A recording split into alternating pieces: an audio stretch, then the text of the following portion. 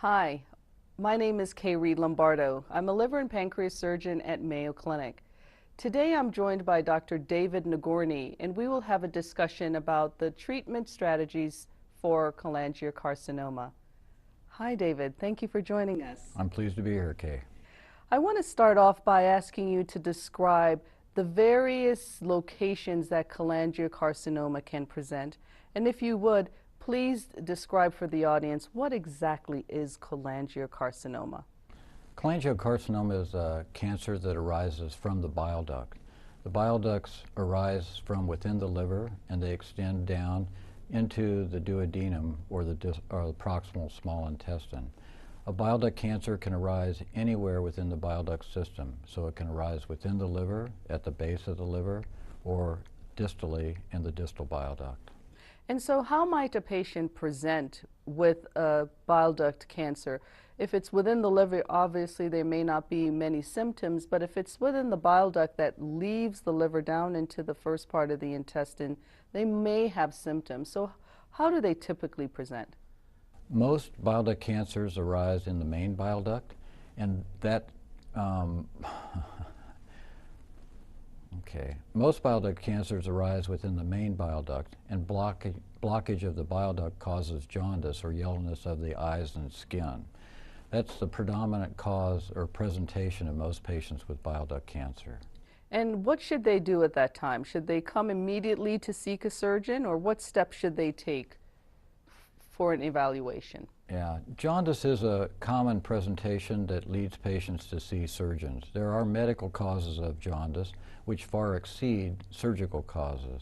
So most of the times a patient would see an internist first, do a sequence of blood tests to determine if there was indication of obstruction. If there was obstruction, then they should see a surgeon to help them resolve the problem. So should they not follow the obstruction to see if it improves over time? Most causes of obstruction, unless there's been trauma to the bile duct system or bona fide stones that have been in the gallbladder and in the extrahepatic bile duct, most causes of jaundice would be cancer. So they should see a surgeon right away. Probably. And so what are some of the options based on a location that is at the base of the liver? What are the options that they may have at Mayo Clinic? Is that even resectable? Bile duct cancers, although they tend to be quite small, they tend to be in locations that are difficult to approach from a surgical standpoint. So it's not as easy to resect a bile duct cancer as, say, a portion of the intestine. So in general, when patients have this type of problem, they're directed to specialty centers like Mayo. Bile duct cancers are quite complex because they involve the base of the liver where the vessels and the bile ducts exit and enter the liver. Therefore, to determine whether a tumor is resectable or not, we have to assess the liver, the vascular system, and the bile duct system. So there's a series of investigations that are required to determine whether the tumor can be removed. So should patients come with a CT scan to you for you to review, or should we do that imaging here? Most patients would have some imaging before they arrive at Mayo, but specialty imaging is required to determine whether these tumors are approachable. The imaging is required as usually an MR scan and sometimes invasive studies like ERCP, where a tube is placed down the stomach to take a picture of the bile duct system.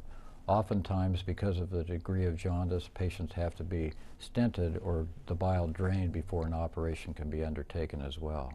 So we see not infrequent patients who've had a bile duct stricture. They've gone to their physician, and the physician has placed a stent to open up that bile duct. And they've watched them for a series of months to see if things improved. Would you advise against that? Most of the times, it depends on the patient, but most of the times it's not prudent to watch a bile duct stricture. Benign causes of bile duct stricture are exceedingly uncommon unless, as I said, there's a history of trauma or stones or previous operation within the bile duct system. Otherwise, when a patient has a bile duct stricture, the first thing on the differential diagnosis should be malignancy or cancer. And so once they're diagnosed or they have identified the bile duct stricture and they come here, what are some of the options available to them to manage a main bile duct or distal bile duct cancer? Right. From a surgeon standpoint, we look at bile duct cancers in two areas, distal cancers, where we resect a portion of the pancreas, duodenum, and distal bile duct, and then reconnect the parts that we've taken out. Proximal strictures are those at the base of the liver, usually require us to take out a portion of the liver, generally half of the liver or more, with the bile ducts, lymph nodes, and then reconstruct the bile duct using a piece of intestine. Is there another alternative to that treatment strategy?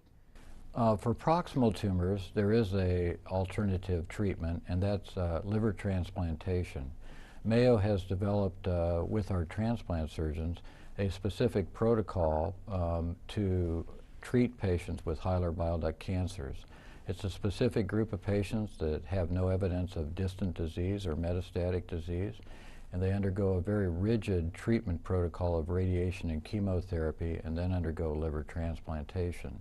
But the fact that this protocol is very rigid is benefited by the long-term outcome, because the outcome of after liver transplantation can have a 5-year survival of up to 75%. So these patients may have the opportunity either for surgical resection or for transplantation. It all depends on location and extent of their disease. Correct. Now, if they are not candidates for this therapy, are there alternative options available to them? Most of the times, if we cannot resect or transplant a patient with hilar bile duct cancer, there are few alternatives that provide long-term chance of cure, but there are things we can do to palliate the patient significantly. The types of stents we place are improve outcome and function of the liver. We can also use internal irradiation to help decrease the size of these tumors. We have used photoporphyrin therapy, which is a special thing that some of my colleagues in gastroenterology have utilized to shrink these tumors and maintain bile duct patency. The medical therapy that we have, or chemotherapy, has limited efficacy for this type of tumor.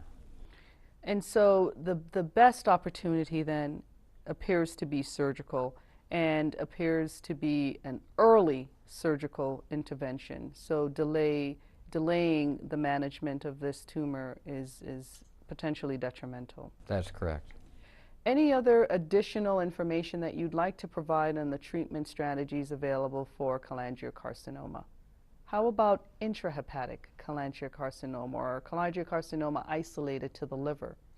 Intrahepatic cholangiocarcinoma is increasing in frequency across the United States. It presents as a solitary liver mass in patients without cirrhosis. So clearly, when we see those patients, we try to resect the liver. From a surgical standpoint, it's much easier because we just have to resect a portion of liver without reconstructing the bile duct. And does size matter in that type of presentation?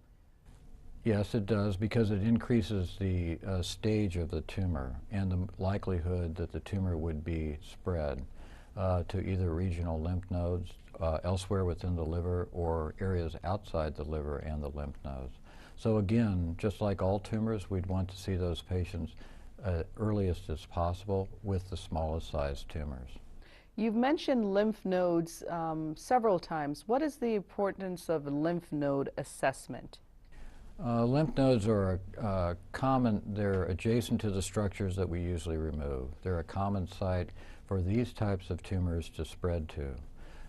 The impact of lymph nodes is related to their prognosis. So if patients have involved lymph nodes, their outcome is not as good as if they had no lymph node involvement.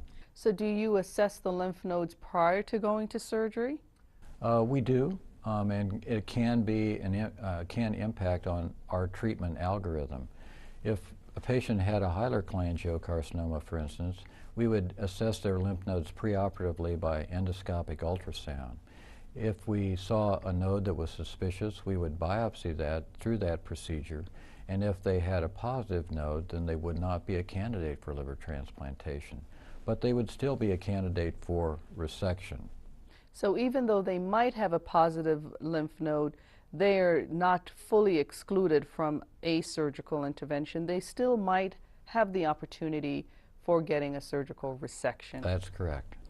And after you provide a surgical resection, what are the alternative options available at that time?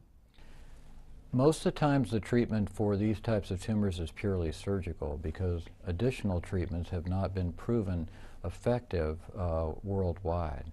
However, in patients who have positive lymph nodes or a higher stage of their tumor, we do consider additional chemotherapy to help give the patient the best chance to be cured of this cancer.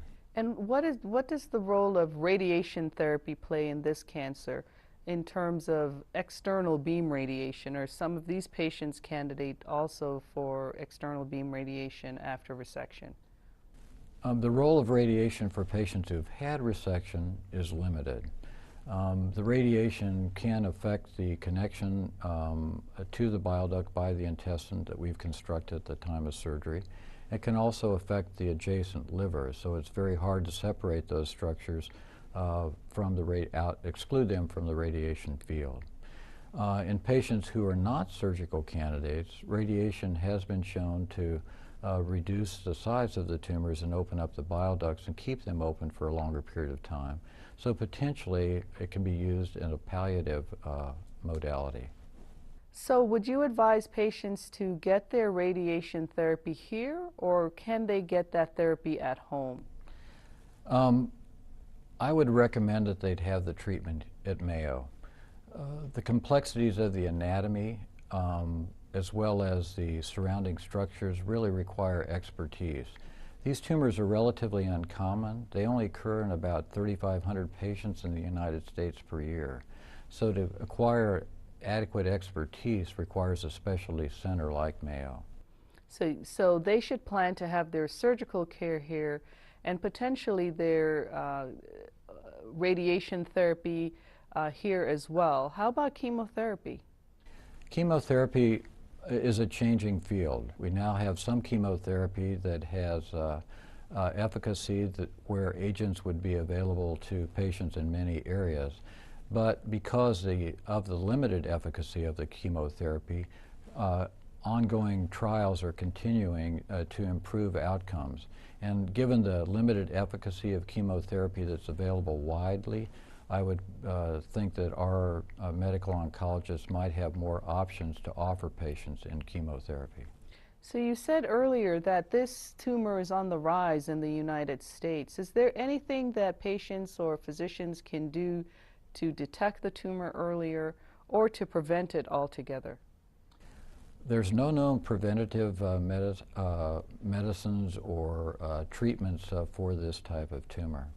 There are patients who have underlying disease that predispose to this type of cancer, such as sclerosing cholangitis, a fibrosing process of the bile duct system that predisposes to these cancers. And there's other types of problems that can occur within the bile duct system, so those patients need to be screened more frequently. Well, thank you for joining us, David. We value your expertise, and it's a pleasure sitting here and discussing cholangiocarcinoma with you. Thank you, Kaye, for asking me to be here today.